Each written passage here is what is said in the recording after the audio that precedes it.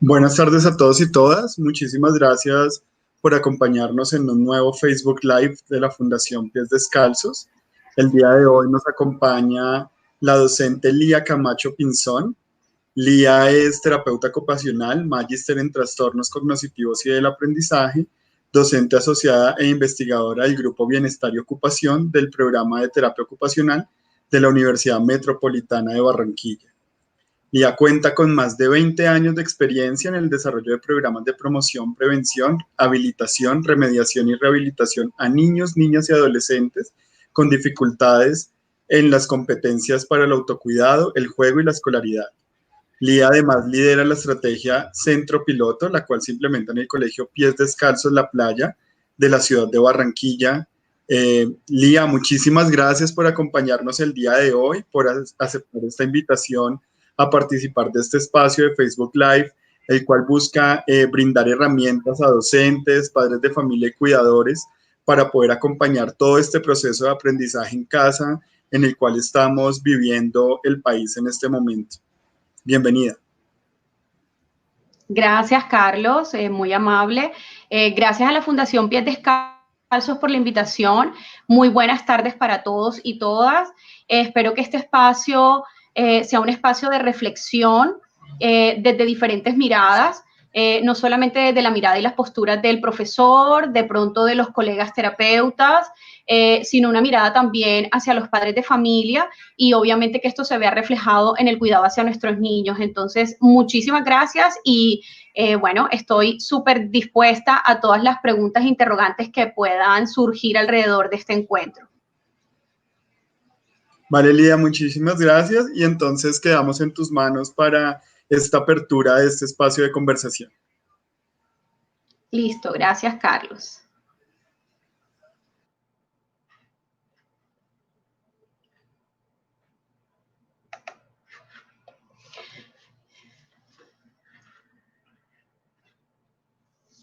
Listo, bueno, entonces el tema que vamos a abordar hoy y del cual surgió, entendiendo pues también un poco la situación por la cual estamos viviendo y que nos ha generado muchos retos, ¿verdad? Y también muchas formas y maneras de tener que gestionar y usar nuestra creatividad para poderlo resolver. Entonces, pues cuando me llamaron y me hicieron la invitación a participar de este encuentro, me pareció muy interesante hablar sobre necesidades educativas. ¿Por qué necesidades educativas y no necesidades educativas especiales? Necesidades educativas porque desde mi postura y desde todo lo que vengo revisando a lo largo pues de todo este tiempo en el cual pues he venido trabajando con la población infantil, soy una apasionada de los procesos de aprendizaje. Todo el tiempo mis objetivos transcurren o están alrededor de conocer nuevas teorías, nuevas estrategias, nuevas formas de poder abordarlo y nuevas formas de poder brindar solución no solamente a los niños en sí, sino también a las familias y a los profesores que cumplen un papel muy importante dentro de este proceso. Necesidades educativas porque mi mirada va mucho más hacia una óptica social, hacia una educación un poco más humanizada, donde realmente el enfoque sea integral y lo miremos desde muchos otros factores y no específicamente desde una condición. Entonces, para entrar en este proceso es importante contextualizarnos y entender que una necesidad educativa parte y es entendida desde esa óptica social porque desde que nacemos estamos en contacto con otros. Somos seres sociales, somos seres de interacción, todo el tiempo nos estamos retroalimentando de esas experiencias que vivimos, sea cual sea la etapa en la cual estemos atravesando. Si somos bebés, estamos interactuando con un entorno, estamos explorando a través de nuestros sentidos y a través de cada uno de nuestros canales sensoriales información que recibimos para poder interactuar en ese medio. Entonces, desde este enfoque es que yo quiero hoy de pronto dejar como esa semillita, porque si bien es cierto, siempre hemos venido conversando cuando surgió el tema de necesidades educativas especiales o necesidades educativas, siempre el enfoque ha sido mirarlo desde la perspectiva de la inclusión. Pero desafortunadamente son muchos los elementos de repente que nos hacen falta para poder concretar y poder definir que hay muchas necesidades educativas que quedan a un lado y que hoy en día están quedando a un lado, porque de pronto nos estamos enfocando bajo ese modelo biomédico de entender que una necesidad educativa es solo de aquel joven que tiene un Asperger, que tiene un autismo, que tiene un síndrome de Down, que tiene una discapacidad intelectual, ¿sí? Y estamos dejando a un lado aquel niño o aquel sujeto que en algún momento de la vida y de su etapa de desarrollo puede presentar una dificultad motora, una dificultad de lenguaje, ¿sí? Una dificultad de pronto sensorial. Entonces, eso lo estamos dejando a un lado y desafortunadamente dentro de la educación o de las instituciones educativas queda a un lado. Entonces, el concepto de necesidad educativa y de pronto quitar o reflexionar acerca de la palabra especial, que es la que yo siento que sigue generando esa connotación de salud, esa condición de pronto de discapacidad, es la que de repente puede estar sesgando el que nosotros hagamos una apertura un poco más amplia para poder abordar diferencias o variadas necesidades educativas. Entonces, entendiendo también que, pues, como lo dice la ley, por ejemplo, la ley general aquí en Colombia, bueno, y en general es una constitución, es parte de la constitución de los derechos que tenemos todos los seres humanos y es permitir que realmente la educación sea para todos, porque todavía hoy en día hay muchos niños que están desescolarizados, o sea, no tienen la oportunidad de estar escolarizados porque de repente la condición por la cual de pronto esté afectando ese proceso no le permite hacer una integración efectiva o una integración de calidad en ese contexto educativo. Otro de los aspectos que debemos tener en cuenta dentro de las necesidades educativas es que a lo largo del ciclo vital y a medida del desarrollo de los procesos de aprendizaje, nosotros debemos identificar que en ese desarrollo de procesos de aprendizaje, desde el inicio de los dispositivos básicos del aprendizaje, como es el lenguaje, como es la motivación, como es la habituación, el podernos adaptar a un medio, trae consigo muchos retos en un niño, trae consigo muchas necesidades que, si bien es cierto, en la mayoría pueden ser pasajeras y hacen parte simplemente de un proceso madurativo que es necesario para poder avanzar. No porque este niño ya específicamente tenga un problema o ya la mirada sea hacia una condición. No, hay muchos procesos que son normales de esa etapa del desarrollo en el cual tanto educadores como padres de familias, como equipos terapéuticos, desde las mismas cabezas que engloban de pronto nuestras instituciones educativas, debemos tener en cuenta que todo tiene su momento, que en el desarrollo, aquí hay un desarrollo de unas etapas, ¿sí? Que debemos generar muchas experiencias significativas alrededor de esto para que realmente se desarrollen esos procesos de aprendizaje. Y pues entendiendo pues el concepto de necesidades educativas o identificando que la necesidad educativa puede estar presente en la vida de todos nosotros en algún momento de nuestras etapas, pues realmente allí es donde yo considero que podríamos empezar a hablar de educación inclusiva, cuando entendemos que somos diferentes, cuando entendemos que tenemos ritmos diferentes, cuando entendemos que todo tiene como su momento en las circunstancias en las que de pronto podamos estar, podamos estar, pues obviamente es lo que nos va a llevar a poder entender que realmente sí se puede generar procesos de educación inclusiva, más no de integración, porque allí hay una confusión. No es lo mismo que un niño asista al aula de clases y pueda estar integrado con sus compañeros, pero cuando vemos que la actividad para este niño es completamente diferente a lo que se tiene como indicador y que estén haciendo los demás compañeritos, se convierte en excluyente y no se apunta realmente a esa educación inclusiva que tanto queremos alcanzar.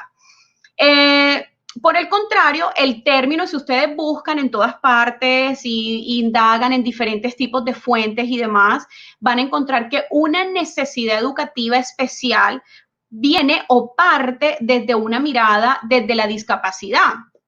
De hecho, hasta hace unos cuantos años es que estamos hablando de educación inclusiva, pero de inclusividad se empezó a hablar alrededor de 1978, cuando Mary Warnock, ella empezó a hacer un estudio de la educación especial y no estaba muy de acuerdo con que estos niños que tuviesen algún tipo de necesidad educativa especial tuvieran derecho a la educación en aulas especiales, con educaciones especiales. Entonces, desde esa mirada, en esa época, desde la mirada que ella tuvo en ese momento, desde allí empieza a surgir o empezamos a hablar realmente de lo que es inclusión, pero que miren todo el tiempo que ha pasado y nos ha costado mucho trabajo poder entender. Tal vez, ¿por qué? Porque de repente en las instituciones educativas centran mucho los procesos a generar conocimientos y debemos entender la diferencia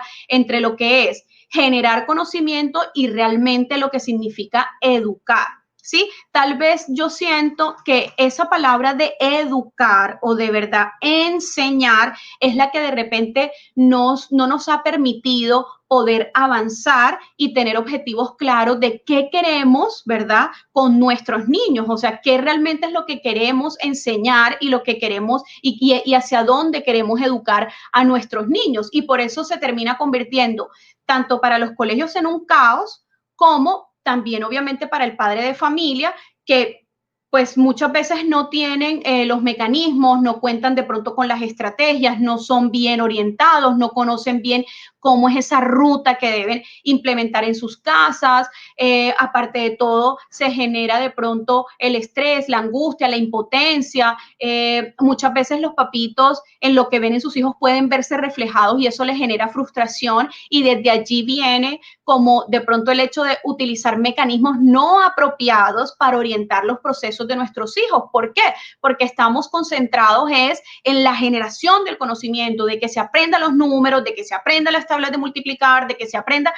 Y sí, es importante, en algún momento de la etapa se tiene que conocer, ¿sí? Pero llevándolo más a para qué necesito identificar los números, en qué me va a servir esto para mi vida. Entonces, desde ese punto, desde esa mirada, el término o cuando se empieza a hablar de necesidades educativas especiales y muchos teóricos empiezan a darse cuenta de que que viene muy de esa rama de la discapacidad, de esa rama de pronto clínica, se sesga mucho el proceso porque nos centramos simplemente o si es una condición de tipo motor, en estimular procesos motores, ¿sí? Pero no en la funcionalidad de estimular esos procesos motores para que realmente tú encuentres el resultado, ¿sí? Si la condición es cognitiva, entonces nos centramos solamente en eso, o sea, desde esa parte de pronto de la enfermedad de querer estimular de pronto esa área y dejamos a un lado la compensación que puede ser una herramienta para que ese niño, que si bien es cierto pueda tener una condición de tipo cognitivo, pues tiene otras habilidades más que se pueden explorar y que pueden compensar esa deficiencia que pueda tener. Para mí, y definitivamente por lo que veo todos los días o por lo que de pronto la experiencia me ha dado, el término necesidades educativas especiales determinan una atención diferenciada, pero que se está convirtiendo en excluyente. ¿Por qué? La atención diferenciada no está mal, eso es lo ideal. O sea, lo ideal es que cada niño cuando llega a esa experiencia de la escolaridad, ¿sí? Lo importante sería que los profesores primero lograran identificar las características particulares de cada niño, conozcan las características particulares de cada niño, sepan qué es lo que motiva a estos niños, ¿sí? Sepan identificar cuáles son los diferentes estilos y formas de aprendizaje que tienen estos niños, hagan una caracterización de esa población que están recibiendo, ¿con qué fin? Con el fin de poder generar estrategias diferenciadas que apunten a las condiciones de cada uno pero que no la atención diferenciada se convierta solamente el niño que tiene una condición o que tiene una discapacidad, porque muchas veces observo y me doy cuenta que si los niños están aprendiendo las vocales, el niño que tiene una condición no tiene una vocal en sus manos. Y independientemente de las características que puede tener, hay muchos recursos en los cuales él sí puede tener esa vocal en sus manos, pero de una forma diferente. Si su condición es motora, que no le permite un agarre, ¿sí? Para de pronto colorearla o para de pronto dibujarla, precisamente tenemos una variedad de estrategias que apuntan a utilizar otros canales sensoriales de las cuales todos nosotros somos beneficiados de eso y se pueden utilizar para que ese niño, a través de su condición, él también pueda llegar a esa nueva experiencia de aprendizaje, de poder tener esa misma vocal que tienen los demás niños en sus manos.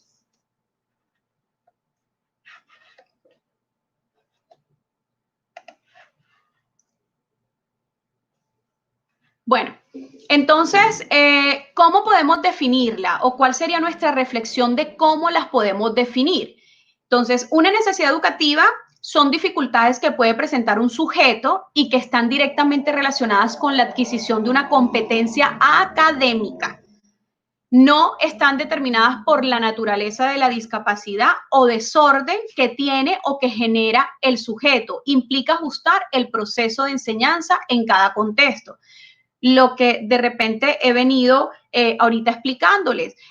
La necesidad educativa muchas veces se genera por esa competencia de adquirir ese conocimiento, o sea, por la necesidad de alcanzar un indicador de logro, ¿sí? Por la necesidad de poder llegar a ese conocimiento, ¿ya? Y no porque necesariamente hay una discapacidad. Y en ese orden de ideas, de repente y está sucediendo mucho en los colegios.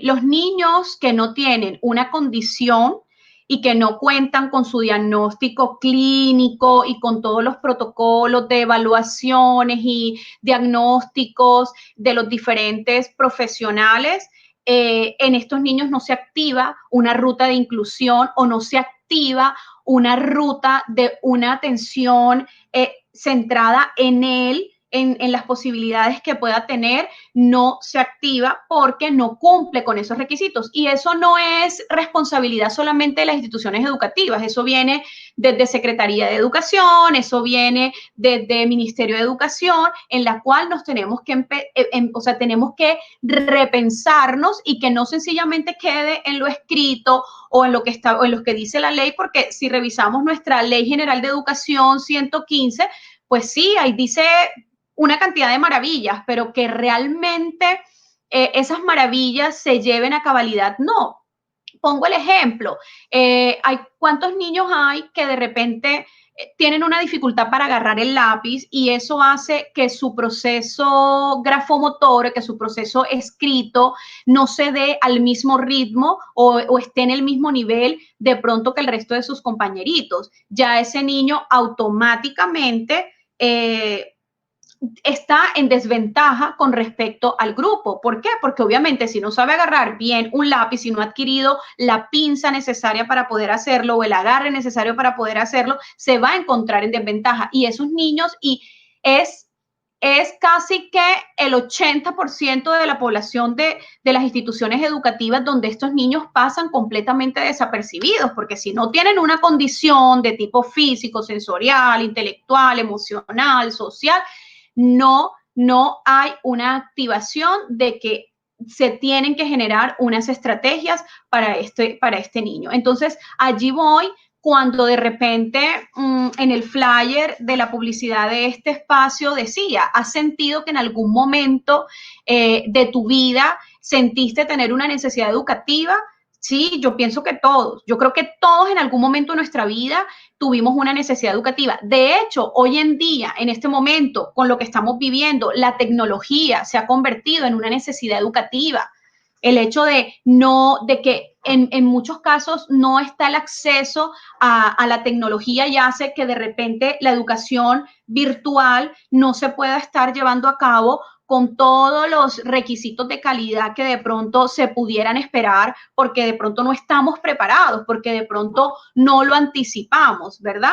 Entonces, eso es una necesidad educativa, cuando nos cuesta trabajo utilizar este manejo de la tecnología, cuando en algún momento nos costó trabajo entender un concepto en cuanto a una temática especial, era una necesidad educativa, pero muchas veces esas necesidades educativas pasan desapercibidas porque simplemente nuestra atención está centrada en necesidades educativas especiales, ¿ya? Las cuales, pues, ya entendimos que son las que están enmarcadas bajo una deficiencia de tipo físico, sensorial, intelectual, emocional, social o cualquier combinación de estas que afecte los procesos de aprendizaje. Es decir, si el niño tiene un diagnóstico clínico establecido, lo podemos considerar como necesidad educativa especial. De lo contrario, las demás situaciones en las cuales podamos pasar, es muy difícil que recibamos ese apoyo y ese acompañamiento en el momento en que realmente lo necesitamos. Y por eso vemos mucho fracaso escolar.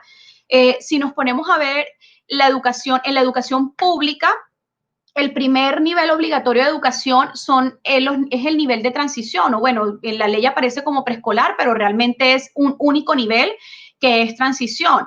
Y si nos ponemos a dar cuenta, según lo que dice la ley, es un año que no debe ser perdido, que los niños no lo deben perder. Sin embargo, todos los años y todo el tiempo hay un número grande de porcentaje de niños que en acuerdo obviamente con el padre de familia y con la institución, pues se considera que el niño no está preparado y no es mentira y es real que el niño de pronto no pueda estar preparado para entrar a un primero de primaria, pero porque estamos enfocados mucho en la generación de conocimiento, de que él para poder pasar a primero tiene que ya estar en unos inicios de lectura y escritura que son claves. ¿Por qué? Porque luego los va a tener que necesitar porque en primero ya los va a contextualizar en español, en religión, en sociales, ¿sí? O sea, en otro tipo de asignaturas académicas que le exigen como tal el desarrollo de esas habilidades. Bueno, y para entender un poquito la parte de todo lo que tiene que ver con necesidades educativas, pues hay una clasificación de ellas y son necesidades educativas transitorias, que son las que ocurren en cualquier momento o en alguna etapa, pero que logran ser superadas. Y están las necesidades educativas permanentes, que son las que obviamente están sujetas a la determinación de algún diagnóstico clínico o hacia una condición en especial en el cual sabemos que el niño siempre a lo largo de su vida la va a tener. Por ejemplo, un niño autista siempre va a ser un niño autista. ¿Sí? Entonces, una condición de una necesidad educativa permanente que tendrá que llevar todos sus ajustes, que tendrá que llevar toda la implementación de estrategias y de herramientas para que pueda participar activamente de esa competencia escolar. Con respecto a las necesidades educativas permanentes, debemos tener en cuenta que hay algunas que se pueden convertir en permanentes, pero que también no están clasificadas dentro de las necesidades educativas especiales. Por ejemplo, los niños con TDAH. Hay múltiples tipos de TDAH y los niños con TDAH son niños que tienden mucho al fracaso escolar precisamente porque, aunque es una condición permanente, ¿sí? Porque luego esta puede generar un adolescente inatento, puede generar un adolescente desmotivado por los procesos educativos o en su defecto, si no es bien manejado, puede terminar en un adolescente que ya se sume a una condición de salud mental. Entonces, ¿qué ocurre? Que este es un tipo de necesidad educativa que aunque es permanente, también no es reconocida frente a instituciones educativas para que se genere una activación de una ruta de inclusión, ¿sí? Y de un apoyo y de un acompañamiento. Ahora bien, con respecto a las profesoras no lo tienen por qué saber todo. Ellas no son fonoaudiólogas, no son psicólogas, no son terapeutas ocupacionales, no son neurodesarrollistas, no son neuropsicólogas, ¿sí? Y a veces se les carga a ellas toda la responsabilidad y el manejo de estrategias con su población infantil. Y no, realmente no debe ser así, porque las instituciones educativas deben contar con todo un equipo pedagógico y un equipo de apoyo conformado por el psicólogo, conformado por un terapeuta ocupacional, conformado por un fonoaudiólogo que pueda orientar en este proceso. Por ejemplo, un niño sordo, que frente a su condición no es candidato para implante coclear y que toda la vida su condición es un niño sordo. ¿Cómo participa este niño dentro del aula de clase si no cuenta con un intérprete? Y no necesariamente la profesora tiene que aprender en su totalidad el lenguaje de señas. Sería lo ideal, pero no podemos dejar esa responsabilidad en un profesor, ¿sí? Entonces, allí es donde yo digo que esto es es un aspecto que debe venir articulado desde secretarías y desde Ministerio de Educación. O sea, si es sí o sí un niño sordo, o sea, va a ser sordo toda la vida, debe tener un intérprete en esa aula de clase que le permita recibir ese proceso de aprendizaje, porque es que el niño que es sordo no tiene ninguna otra connotación que no le impida poder aprender como aprenden todos sus demás compañeros. Y sí vemos mucho en los colegios niños sordos que realmente se muestran inquietos, no toleran el puesto de trabajo, se quieren salir de los salones, brincan por todos los salones, pero claro que sí lo va a hacer, porque es que se siente que no es valorado, que no es tenido en cuenta frente a esa participación educativa. Entonces, y hagan el ejercicio. De pronto los invito a los padres de familia, a los profesores. Yo de repente cuando he hecho capacitaciones les he mostrado mucho a los profesores de vivir la experiencia, de ponerse en el lugar del otro. Limítate a alguna parte de tu cuerpo para ver cómo te vas a sentir. O sea, que llega un momento en que te desesperas. Entonces, son elementos que muchas veces por no percibirlos o no sentirlos también un poco nuestros y ser un poco solidarios con este tipo de procesos, es que no permitimos abrir un abanico de posibilidades que generen nuevas estrategias. ¿Cómo afrontar estas necesidades educativas desde casa y colegio? Bueno, evidentemente, esto debe ser un trabajo en equipo. Ese trabajo en equipo debe estar articulado, tanto casa como colegio. No, los papás no podemos pretender que el colegio sea el responsable de todos los procesos de nuestros hijos, ni el colegio puede pretender que nuestra casa se convierta en el salón de clases. Y lo estamos viviendo hoy en día con la situación que ha generado pues esta pandemia, y es que a los papás nos ha tocado liderar esos procesos de aprendizaje y académico. ¿Y cómo no lo vamos a hacer si son nuestros hijos y obviamente nos interesa que ellos salgan adelante, nos interesa que ellos logren manejar esta situación de la mejor manera? Entonces, no solamente frente a esta situación actual que estamos viviendo, sino siempre nosotros debemos trabajar en equipo y que este proceso sea articulado constantemente y todo el tiempo. Que la comunicación para que este proceso se dé sea clara.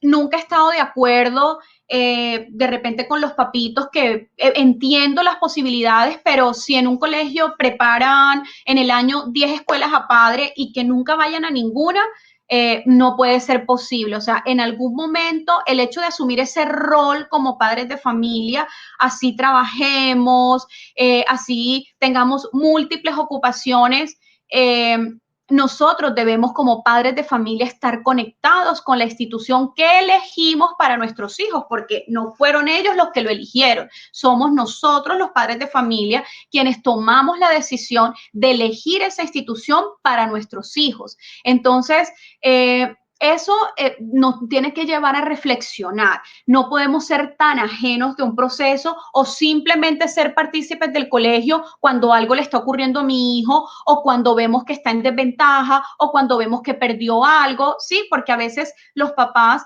también caemos en el error de cuestionar a nuestros hijos por esa misma acumulación de generación de conocimiento, ¿sí? Y dejamos a un lado de pronto procesos que a través del ejemplo que podemos dar a nuestros hijos puede ser mucho más significativo. Entonces, la comunicación es un aspecto que es indispensable. De hecho, yo creo que con la situación que estamos viviendo hemos tenido que acelerar nuestros procesos de comunicación, hemos tenido que aprender a interpretar esos procesos de comunicación porque cada uno de nosotros tiene una manera de interpretarla, pero nos ha tocado, ¿verdad? Tratar de entender y comprender, de ponernos en el lugar del otro y generar nuevos y buenos canales de comunicación para poder avanzar con todo este proceso de lo que ha sido la educación en este momento. Entonces, son 3 aspectos súper importantes que debemos tener en cuenta para que obviamente haya un trabajo un poco más articulado. Bueno, y desde casa, ¿qué debemos hacer?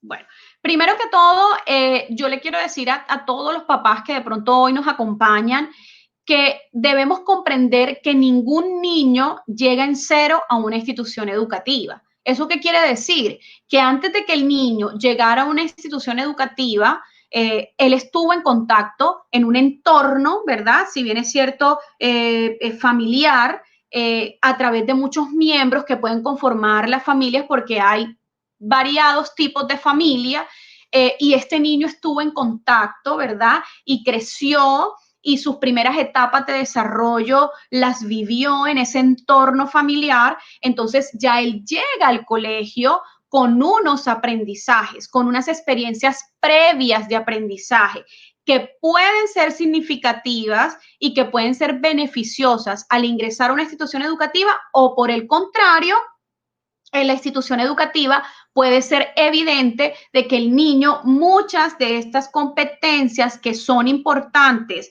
estimular en casa desde que están bien chiquititos, desde que son bebés, de pronto sean deficientes y generen un poco más de dificultad en ese desenvolvimiento en las instituciones educativas. ¿Y hacia dónde voy? A que todos atravesamos por diferentes etapas. Y una de las primeras etapas por la cual atraviesa un niño son etapas de imitación y de copia y parten del ejemplo, ¿sí? Entonces, si el niño está en un ambiente maltratado, muy seguramente él va a llegar.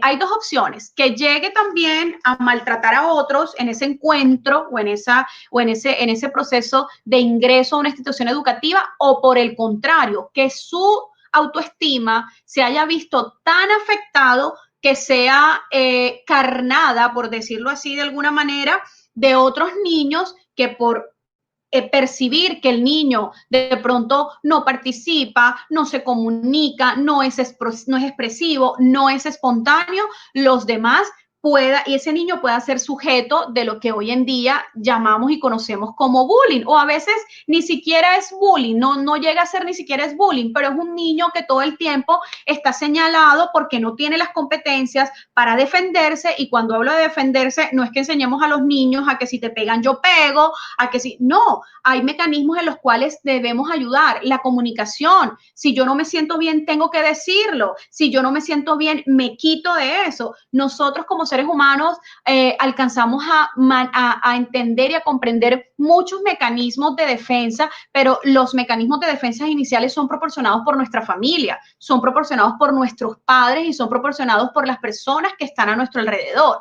Entonces, en esa etapa de imitación y copia, los niños van a copiar muy posiblemente mucho más lo que ven que lo que escuchan. De nada sirve que le digamos a un niño que lo queremos y lo amamos, pero al momentico, si no hace algo, le estoy pegando. Ese no es un ejemplo significativo ni un ejemplo que vaya a contribuir con el desarrollo de la personalidad de ese niño. Muy por el contrario.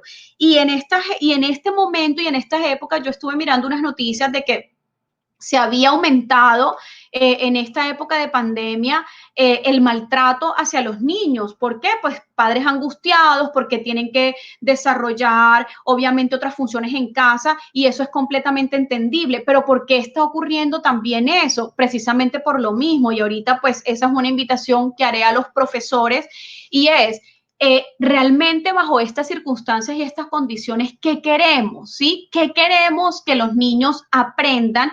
¿En qué queremos enseñar a nuestros niños? ¿Los queremos llenar de conocimiento o queremos empezar a darnos cuenta en una convivencia más cercana como la que estamos viviendo ahora, que, por ejemplo, el niño todavía no se sabe amarrar los zapatos, que no se cambia y no se viste solo, que no es capaz de cepillarse los dientes solos? O sea, actividades que son mucho más significativas y que son competentes para lo que van a necesitar al enfrentarse al mundo. Ahora, en los niños un poco más grandes que ya de pronto tienen la capacidad de leer, ¿sí? Esa lectura que tanto nos hace falta a todos es importante. Este es un buen momento en el cual estamos viviendo, donde podemos incentivar la lectura, donde podemos favorecer y contribuir a esos procesos de comprensión de la lectura. Entonces, son muchos aspectos que debemos tener en cuenta y que los papitos deben tener en cuenta en casa, y es que si tampoco hay una estructuración de hábitos, de rutinas, de reglas, de normas, de acuerdos claros, ¿verdad? Muy seguramente no vamos a promover esos niveles de independencia y de autonomía, y por eso nos vamos a estar sintiendo un poco más cargados. Entonces, es importante, y esto lo hablo para cualquier tipo de condición, ¿sí? Porque tú puedes establecer hábitos, tú puedes establecer rutinas, tú puedes establecer reglas, normas y acuerdos dependiendo de la situación o de la condición que tenga tu niño en este momento, ¿sí? Todos somos seres que desde que nacemos estamos acostumbrados o condicionados a unos hábitos, a unas rutinas, a entender unas reglas, a identificar unas normas, ¿sí? Y que todo esto se puede hacer a través de acuerdos. De nada sirven los papás que están bajo una misión autoritaria, ¿sí? Tú lo haces porque yo te digo, ya, tú lo vas a hacer porque toca. No, es muchísimo mejor decirle, es que mira, si tú lo haces vas a aprender, esto te va a ayudar para hacer esto, con esto vas a poder hacer tal cosa, ven, vamos, lo hacemos juntos. O sea, es mucho más fácil imponer, porque obviamente el tiempo, no gastamos tanto tiempo. Estoy pensando en que si tengo que hacer algo de la casa, o estoy pensando en que si tengo que hacer algo del trabajo, y no, debemos buscar la manera de encontrar un equilibrio para que desde casa no sea tan frustrante este proceso. Y otro aspecto súper importante desde casa es el fortalecimiento de los procesos afectivos y emocionales. Yo pienso que en esta época esa es la clave. En esta época la clave está en que nosotros como familia, si teníamos algún lazo afectivo poco instaurado o poco demostrado, es el momento de demostrarnos entre todos esa parte afectiva que alimente nuestro estado emocional, porque no podemos estar señalando todo el tiempo al niño. O sea, no podemos estar cargando la responsabilidad en él simplemente. No, este proceso es de todos. Y si el niño hoy en este momento no logra adquirir una competencia o tiene una dificultad para adquirir una competencia, muy seguramente los responsables somos nosotros, porque de pronto no hemos entregado el acompañamiento preciso que el niño necesita para poder responder, ¿sí? Entonces, mi invitación en este momento es: establezcamos procesos afectivos y emocionales mucho más fuertes en este momento.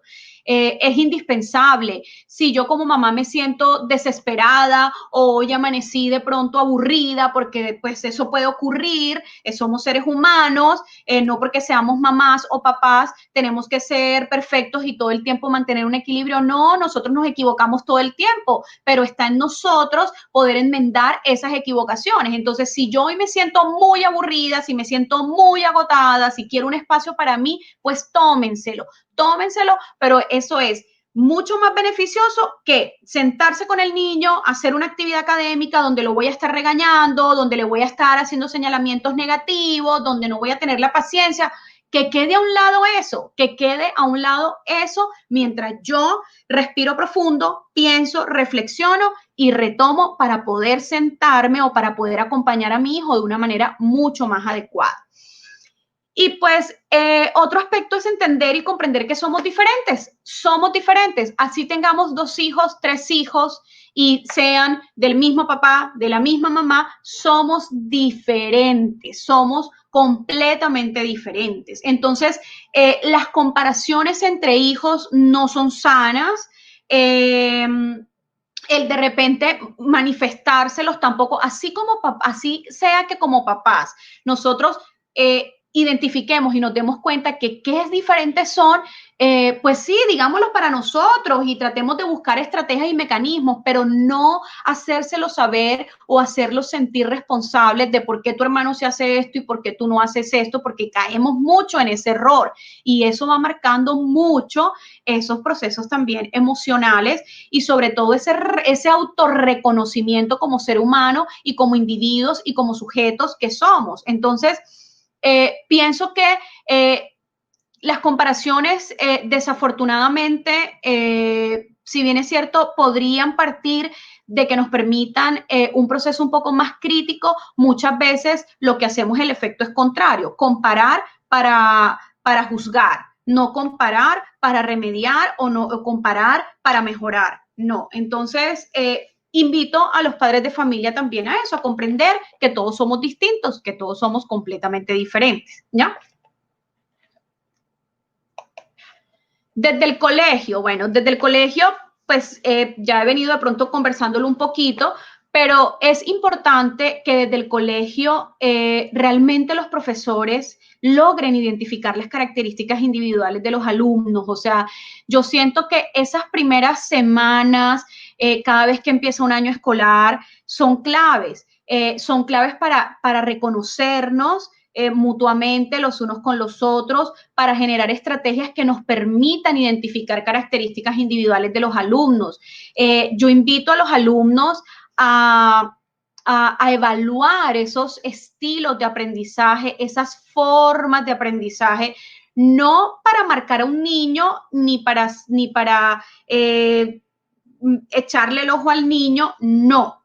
Es para poder generar estrategias dinámicas que apunten a todos esos estilos de aprendizaje y todos esos estilos de forma. A veces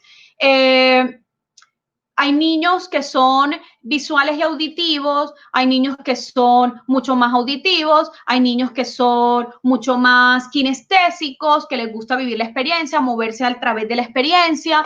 Hay muchos niños que prefieren explorar, no que el conocimiento sea directo, sino que haya una exploración de primero por parte de ellos y que a través de eso se pueda dar a conocer una experiencia de aprendizaje. Entonces, yo de verdad que invito a todos los profesores que un primer ejercicio que se debe hacer cada vez que recibimos un grupo de estudiantes es identificar las características individuales y no solamente de sus formas de aprender, sino de sus formas de expresarse, de lo que sienten. Estamos muy acostumbrados a que cuando hay niños que les gusta pues hablar mucho y contar mucho y eso hace parte de su personalidad y no está mal. Lo que le tenemos es que enseñar es que todo tiene un momento, pero sí noto o sí veo que el niño que habla mucho eh, es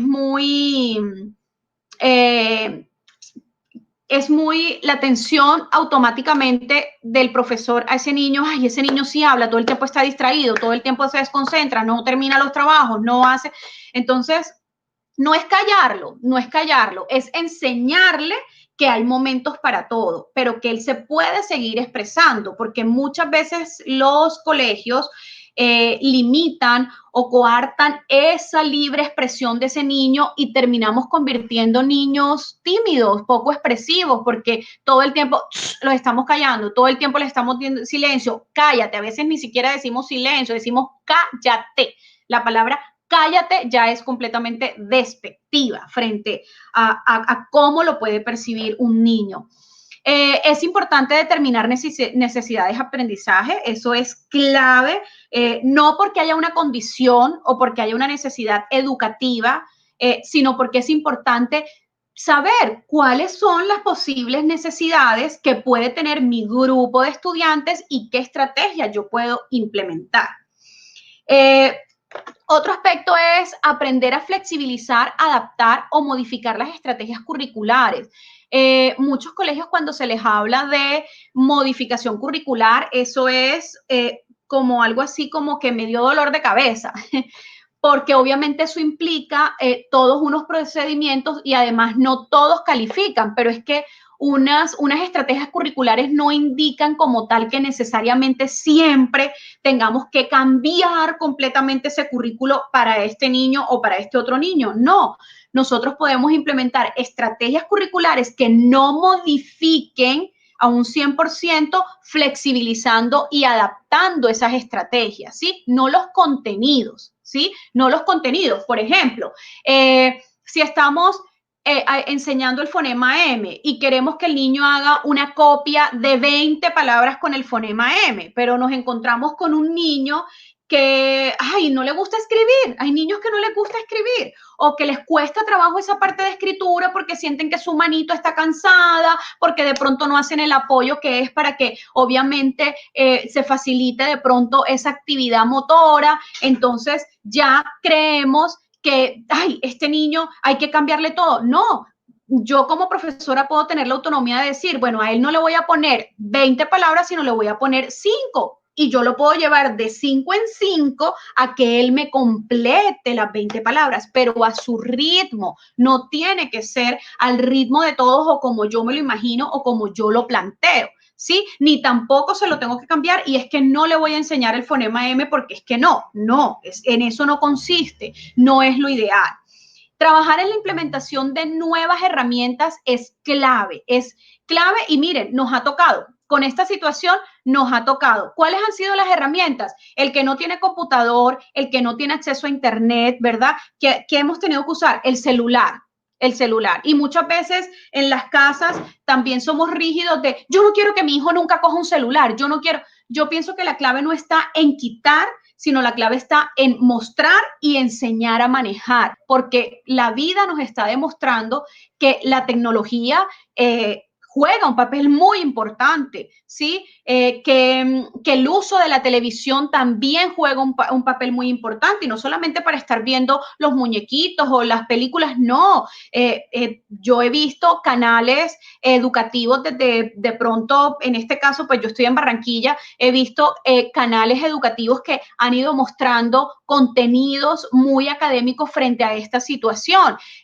Lo mismo la radio, ¿sí? Y no solamente para escuchar champeta y ese tipo, no, también puede ser muy educativo. Entonces, el generar nuevas herramientas que no sean solamente el lápiz y papel en las aulas de clase es importante. Si vamos a trabajar con una plastilina que sea con significado, no dar la plastilina solamente para que el niño la manipule o se las tiren unos contra otros, no, es con un objetivo, ¿sí? Si utilizamos de repente las tijeras, no, yo no uso las tijeras porque se van a cortar, porque no, sí se las podemos enseñar a utilizar e implementar otro tipo de estrategias que apunten a generar nuevas formas de que el niño pueda llegar a ese proceso de aprendizaje.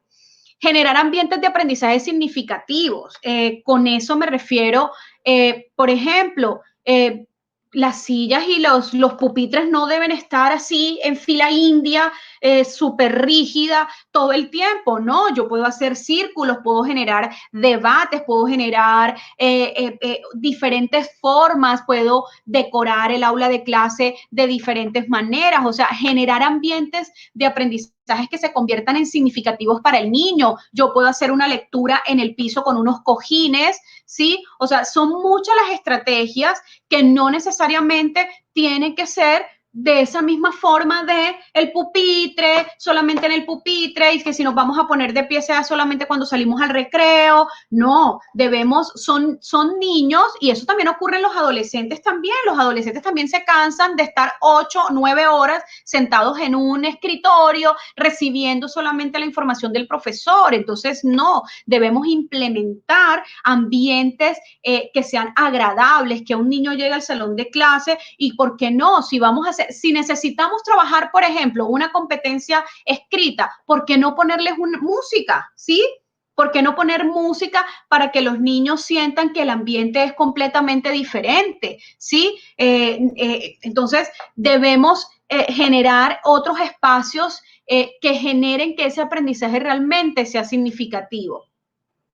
Olvidar un poco lo tradicional, pues ahora lo estaba diciendo, olvidar un poco lo tradicional y generar postura desde lo constructivo, no solamente el profesor sea el encargado de que siempre si va a enseñar algo sea él el que tome la palabra, sino generar una pregunta, ¿verdad? Y que alrededor de esa pregunta se logre desarrollar el tema, generar esa habilidad de pensar, de aprender a pensar. Y además, ¿por qué? Porque obviamente hasta el IFES nos lo está pidiendo. Y yo que estoy en educación superior, nos cuesta muchísimo trabajo a veces con nuestros estudiantes, cuando les pedimos un taller, cuando les pedimos un resumen, cuando les pedimos hacer un análisis, ¿sí? Porque el estudiante viene muy preparado para recibir solamente la información por parte del profesor y estamos olvidando un poco esa postura de enseñar a construir, de enseñar a pensar, ¿sí? De generar en nuestros estudiantes posiciones críticas que son tan importantes y que hoy en día la vida nos está demostrando que son súper importantes. Entonces, es importante empezar a generar posturas desde ese enfoque constructivista y no desde una pedagogía tradicional. Eso ya lo tenemos que empezar a mirar. Bueno, igual de esto ya se viene hablando hace muchísimos años, pero nos cuesta salir de ese enfoque tradicional y entender otro, porque a veces lo consideramos de que el estudiante no va a aprender bien y no, porque no quiere decir que si tú estableces una pregunta y alrededor de esa pregunta quieres debatir un tema en especial, no quiere decir que tú como maestro luego lo tengas que retroalimentar o lo debas retroalimentar, ¿sí? Una cosa no quita la otra. Y implementar modelos de evaluación desde lo integral, además porque nuestros IFES nos los están pidiendo, las competencias la evaluación que está pidiendo el IFES es por competencias. Entonces, debemos desde la educación básica enseñar a nuestros niños, ¿verdad? No solamente en el saber, sino en el hacer y en el ser, para que realmente sea integral. De nada me sirve un niño que esté lleno de conocimientos, pero que de pronto no tenga las habilidades para socializar con el otro, no tenga las habilidades para compartir con el otro, no tenga las habilidades para respetar al otro, no tenga las habilidades para tolerar al otro. Entonces, de nada me sirve evaluar contenido y no evaluar otras habilidades o otras competencias o otros procesos que realmente preparan mucho más para la vida, ¿sí? Entonces, bueno, con esto termino de pronto el contexto de lo que es como tal el abrebocas para obviamente responder a todas sus inquietudes y reflexionar a lo largo de este tema. Gracias. No, Lía, muchísimas gracias a ti. Una explicación muy completa y sobre un tema de la mayor relevancia, sobre todo porque en las instituciones educativas y pues los padres y madres siempre tienen muchas dudas y mucho interés en abordar esta temática que pues reviste la mayor importancia para todos. Tenemos diferentes preguntas del público. En este momento te voy a hacer una que teníamos por parte del equipo y es que queríamos preguntarte lo siguiente.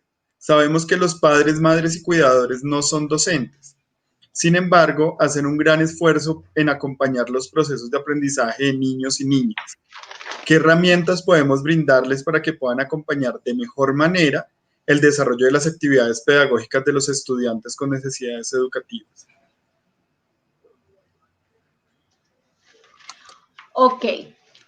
Bueno, yo creo que los conversé un poquito en el discurso que manejaba, pues, del cual estaba hablando ahorita, pero yo vuelvo, o sea, nuevamente invito a los profesores a pensar, ¿verdad?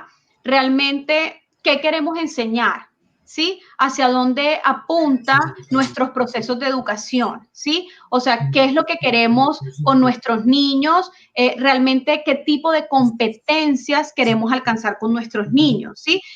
Si lo que queremos es generar conocimiento, yo siento, y sobre todo en esta época me he dado cuenta que a pesar de que ha sido difícil el poder estar conectados con este tipo de educación virtual por muchos factores, yo siento que semana a semana van cambiando de temas, van cambiando de temas, van cambiando de temas y muchas veces no estamos verificando si realmente al niño le está quedando claro ese tema o no le está quedando claro porque simplemente estamos enfocados en que copie la lección y que tenga su lección en su cuaderno, en que haga un taller y mande el taller al profesor. Entonces, yo invito a los profesores a que estas guías estén llenas o inmersas, si bien es cierto, sí en poder abordar esos indicadores que de pronto ya tenemos marcados, pero que lo hagamos utilizando herramientas relacionadas con la lúdica, ¿sí? Herramientas utilizadas a potencializar cada uno de nuestros canales sensoriales o formas que tenemos de pronto para poder hacerlo y que no se esté convirtiendo solamente en copiar y transcribir, porque siento que mucho de este trabajo que se está haciendo en casa o que se ha interpretado por parte de los profesores está muy a transcribir, copiar, hacer un taller y mandar, ¿sí? Y no están de pronto no son tan significativos los espacios de reflexión, ¿sí?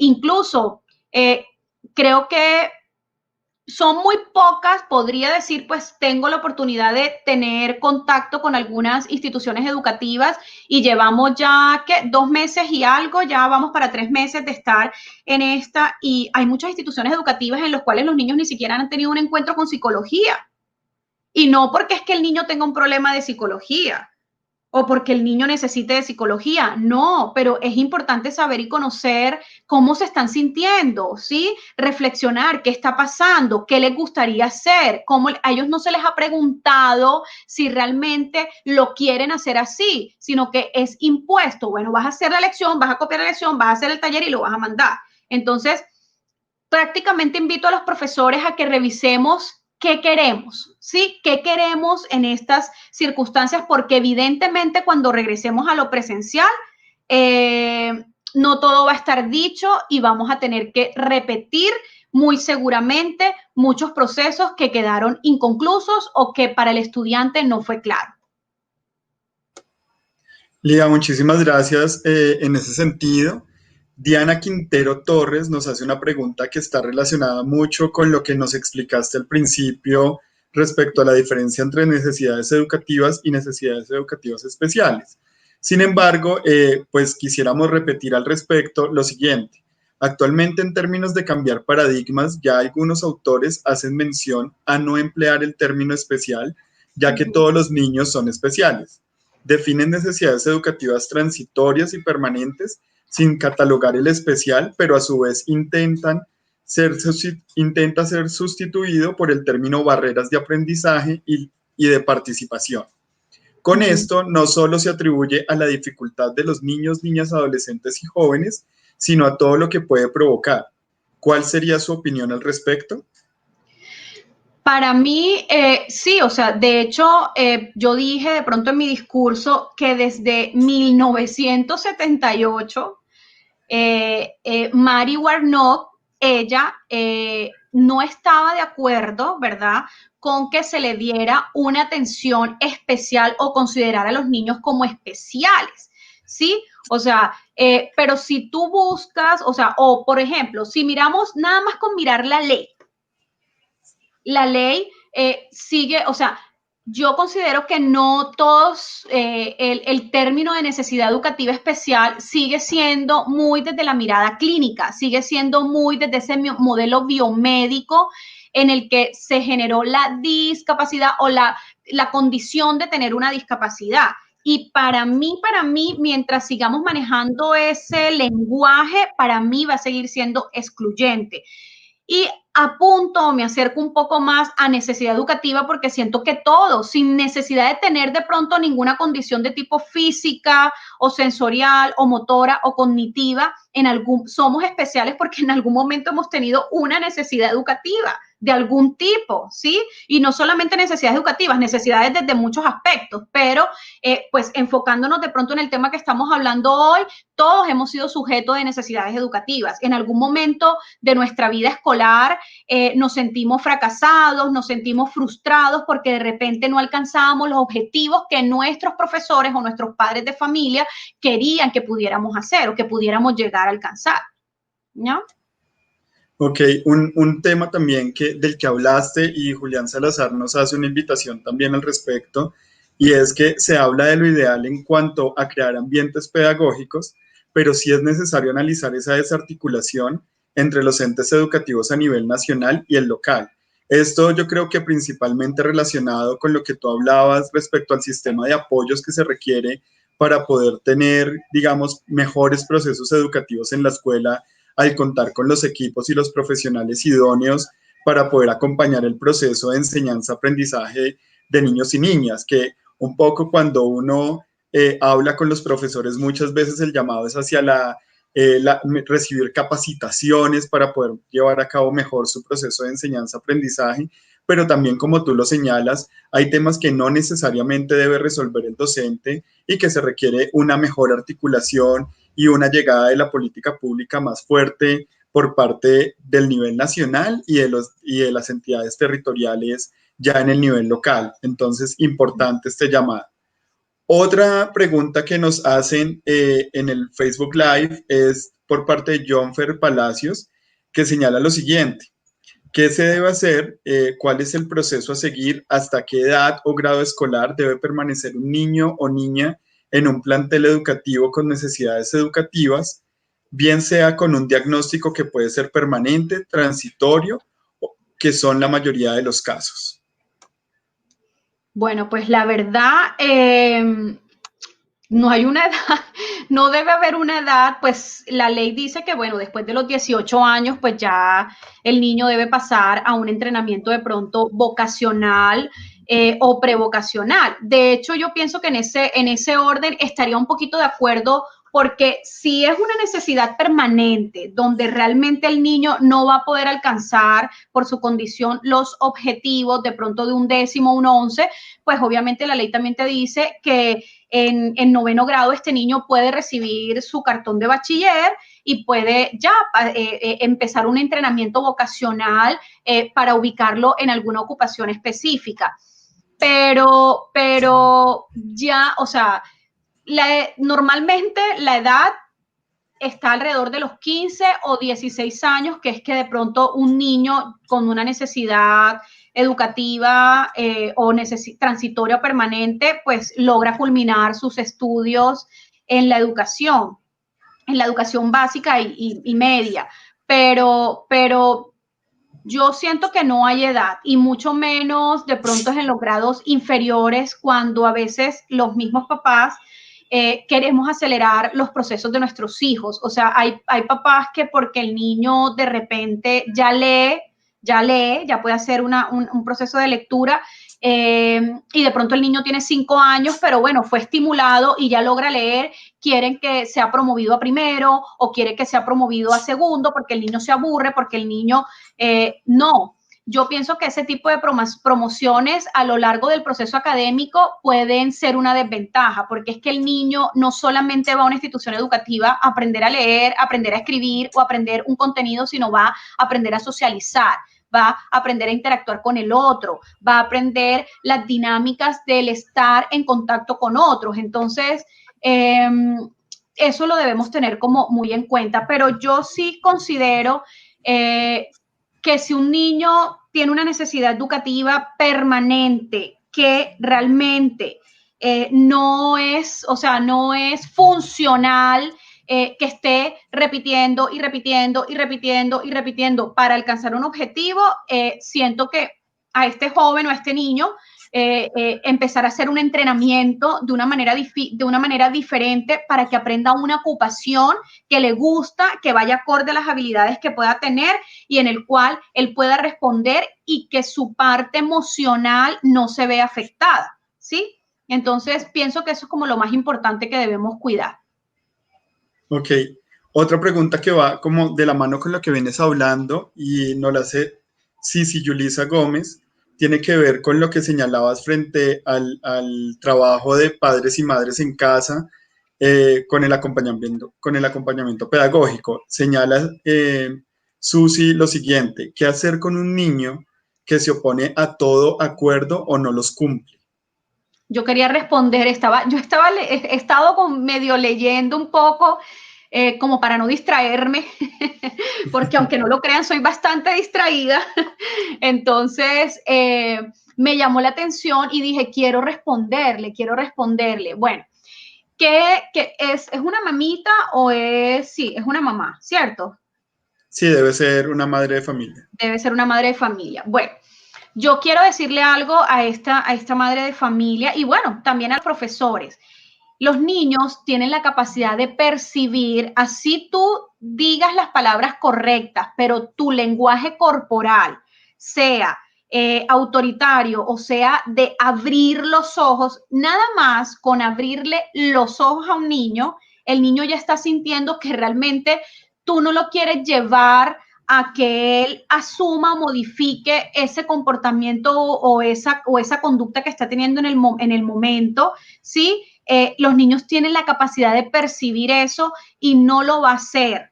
Entonces, que invito a esta mamá a que revise en la forma en cómo invita al niño a quedarse y a trabajar. Ahora, ocurre muy a menudo que hay niños que sí o sí no están dispuestos en algún momento y que es mejor darle su tiempo. Listo, entiendo que no te sientes bien, entiendo que no quieres trabajar ahora, entiendo que puedes estar cansado, porque hay niños que no logran comunicar, lo hacen a través de su comportamiento, ¿sí? Les cuesta trabajo hablarlo, entonces lo hacen a través de su comportamiento. Entonces es siempre mostrarle, yo entiendo que no te sientes bien, que no estás bien, listo, no te preocupes, no lo vamos a hacer ahora, pero lo debemos hacer porque lo debes terminar, porque es importante que lo termines.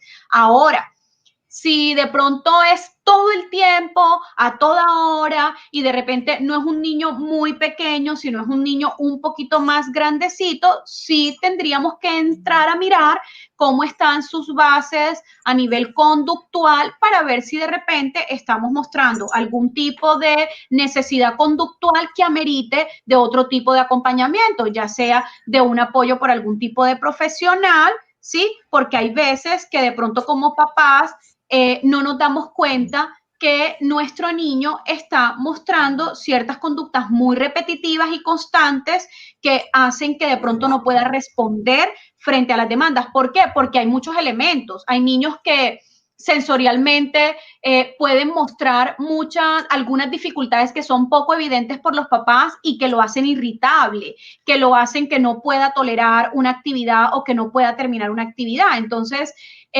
esa parte la debemos entender. Ahora, yo le quiero decir a todos los papás y también a los profesores, y es que por procesos neurológicos y madurativos, es normal que un niño de 3, de 2, de 4, de 5, de 6, ¿sí? Hasta de 7 años todavía sea pataletoso, ¿ya?